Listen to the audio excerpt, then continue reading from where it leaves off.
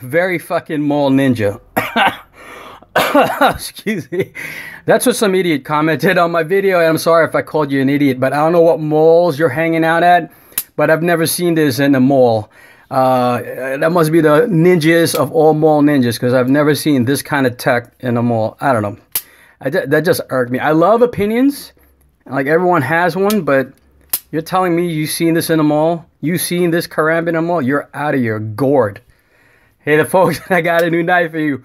So, finally got my Millet Knives Morphing Karambit. If you saw my video on the CRKT Provoke, I'm going to do a nice comparison on the two. And right off the bat, people have asked me, any differences? What do you think? And you know what?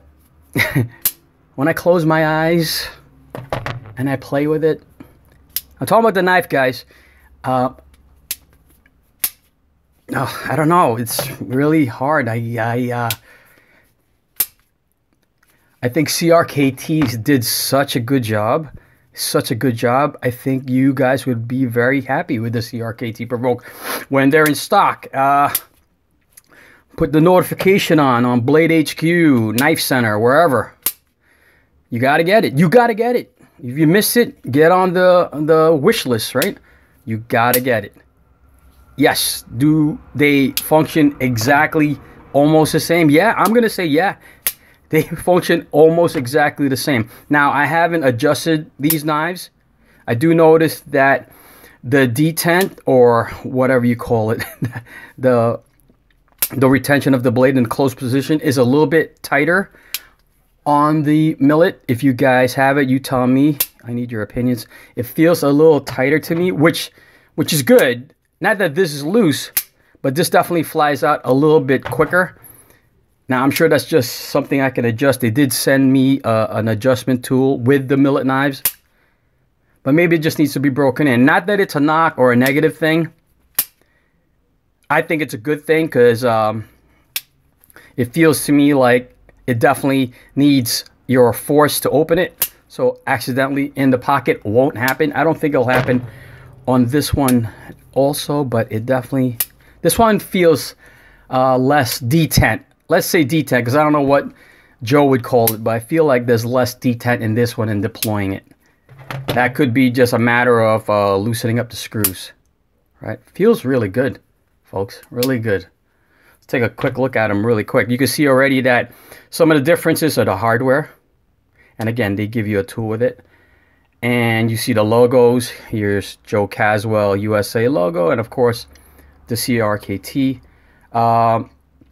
You might also see the finishing, the coating on it. So the CRKT has titanium nitride coating, which is a good coating, and it's great for corrosion resistance.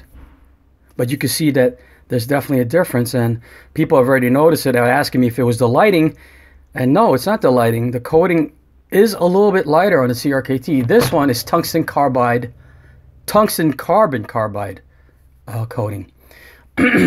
So it's a tungsten DLC by Iron Bond. And they say that it's good for wear resistance, of course. And it has a bit of a higher hardness. So maybe it'll be less... it'll be more scratch proof, although this is pretty awesome, folks. They're pretty awesome. Both of them are pretty awesome. Less logos on the Millet knives, more logos on the CRKT. You can see in the back there the name and Joe's logo. So Joe's logo is etched. Is it etched in there, or how would you say that? They scribed it in there. You can feel it. And this one's like a laser etched, right? Where this one is in there nicely. They also put something here in this space on the Morphing Karambit MK version 2 revision 5 USA Millet knives. But you can see the design is almost I'm almost. It's exact. It is exact. Joe did say that there's some minor geometric differences inside the build to accommodate the different processes that Millet Knives uses as compared to CRKT. So, I mean, none visible to my eye, but maybe interior, maybe there's some, who knows, something to hold on to the blade, the handles. The CRKT is a D2 blade steel, and the Millet Morphing Karambit is CPM 3V. So D2 versus 3V. So if that's important to you, maybe you'll probably want to get the Millet Knives, or if it doesn't matter to you, get the CRKT. So $200 versus, I forget how much I paid, $400, right? Both frame handles are aluminum, where the Provoke is aluminum, but it's 60-61, and the Millet Knives Morphing Karambit is also aluminum, but 70-75 T6 aluminum. And they say that this aluminum, the 70-75, is a little bit, they say it's double the strength of the 60-61 aluminum. But that being said, they said that this, Joe has tested it, because Joe does test everything, and he does like some kind of a destruction test, and it held up excellent. So it's definitely strong enough. This is just a little bit double the strength, right? And in the Provoke, they did a batch heat treat, where they did the CPM 3V, they did a heat treat and the cryogenic, with Peter's heat treat. So a little bit more love went into the Millet Knives. All right. I mean, yeah. Joe also said with Millet, of course, there's a little bit more hand finishing. I don't know exactly what hand finishing, but they're awesome. They're both awesome. Now, if you guys have had yours for a while, you know that this thing is just very well machined. The finishing touches, the fit and finish is just awesome. There's no hot spots. It feels really good in hand when you open it. Now, I was thinking about this yesterday. It's like, as I'm holding this thing, there's no material on this. This is all aluminum and steel. And yet, there's no hot spots. It feels really good in your hand. Very comfortable. Same as with the CRKT.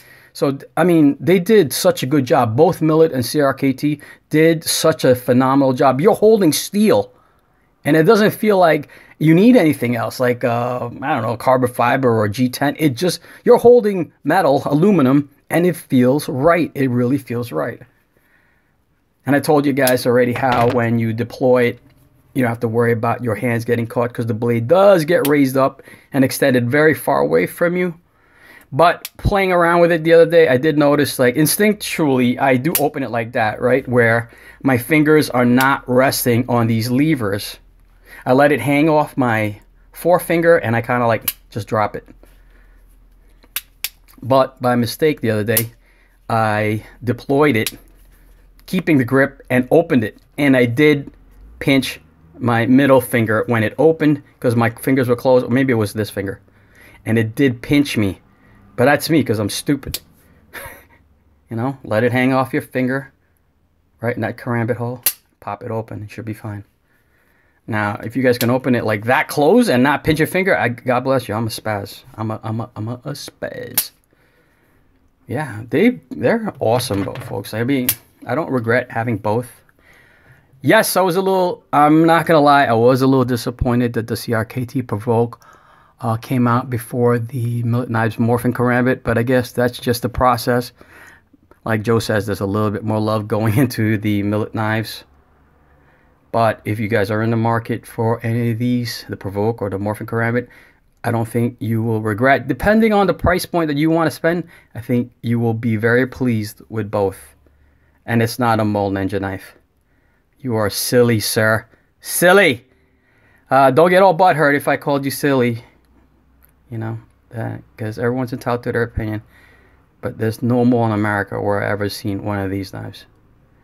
Alright guys, just a quick overview for you guys. They're awesome. They are in demand. They are hard to get. So sign up. Put it in your wish list. Well, this I think is done. I don't think Joe's going to do another one. But you can still get the Provoke. Alright folks, have a great weekend. Peace.